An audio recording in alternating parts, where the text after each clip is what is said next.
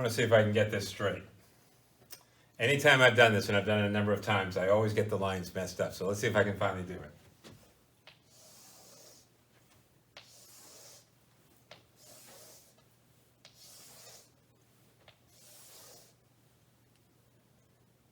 Nope, missed it. 7. 7 is the key. Couple more lines.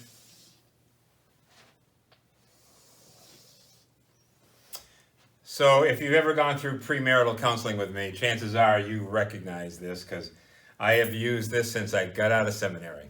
Have no idea where I got it from, but it has created some really interesting conversations. Do you know what you're looking at? Can you figure it out? I'll give you another hint.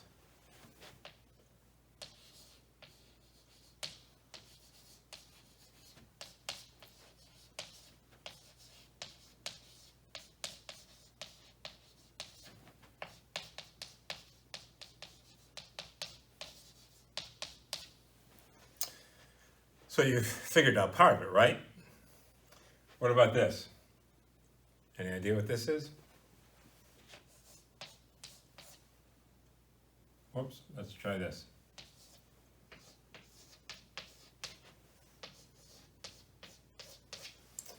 Seven to 12 in the morning, 12 to 5 in the afternoon, 5 to 11 in the evening.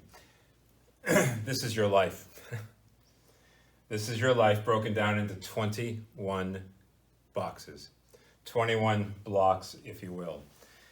The next thing I do in premarital is I do this. I fill in these boxes.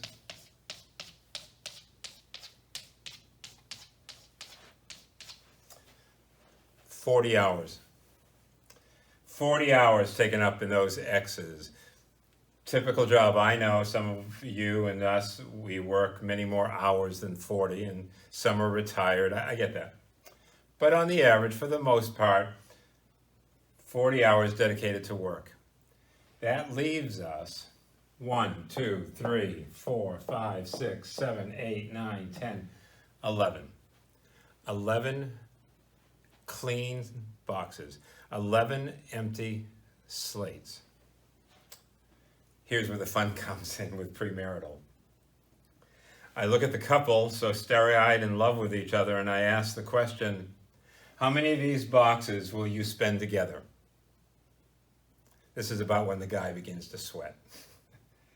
How many of these boxes will you spend together? And how many boxes should be dedicated to just your time, doing whatever, or dedicated to other people?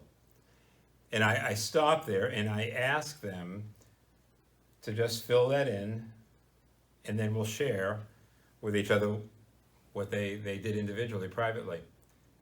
Needless to say, we get into some pretty interesting discussions at that point because the answers vary. So what about you? How do you fill in those 11 boxes? This is freedom.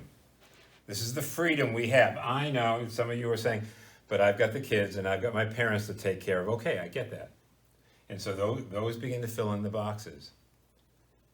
But let's say that on Sundays, it's worship. And we'll just make this for the symbol of Christ, the 2 Greek letters standing for Christ. Let's say that Sunday morning is for worship. And let's just, for argument's sake, say that there are chores around the house and things to do with the kids. So let's fill in a few.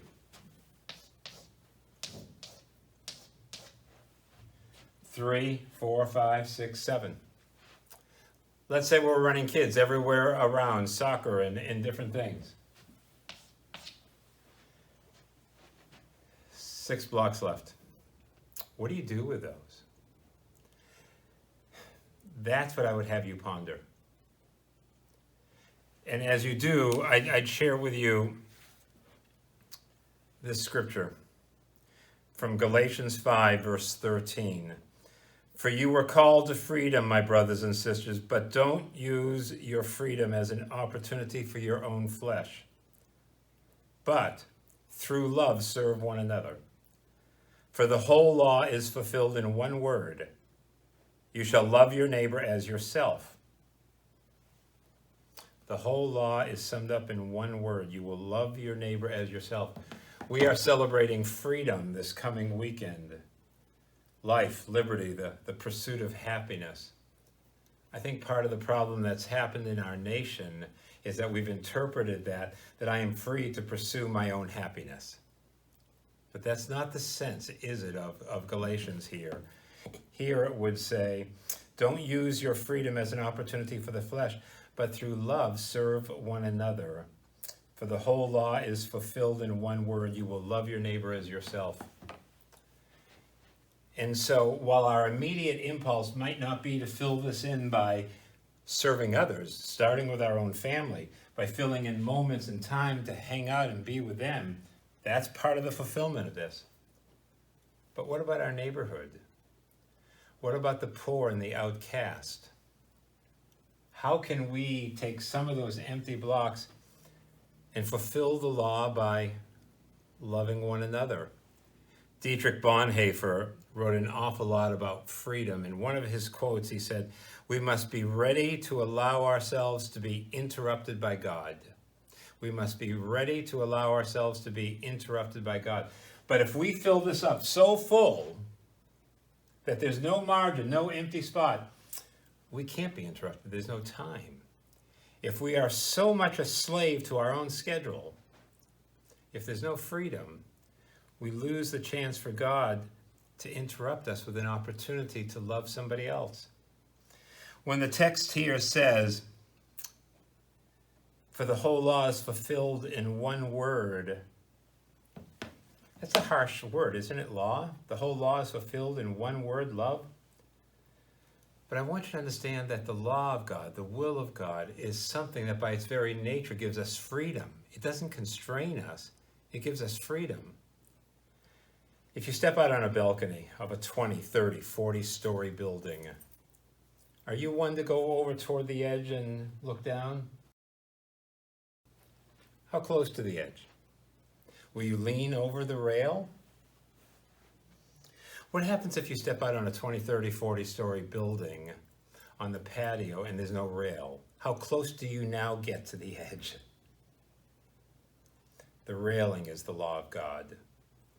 God's law is what protects us. God's law is what gives us freedom to feel secure where we stand. Does that make sense?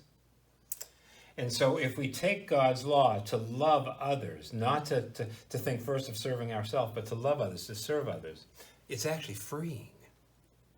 Now, life, liberty, and the pursuit of happiness, understood in the context of loving other people, suddenly we understand the very nature of freedom for which our forefathers were willing to die, not to serve our own interest. Or as John Kennedy said in an address, ask not what your country can do for you, ask what you can do for your country. In that freedom, there is true love. And in true love, we are able to stand ready to be interrupted by God. May God bless you with a safe and joyous 4th of July, to you and to all those you love.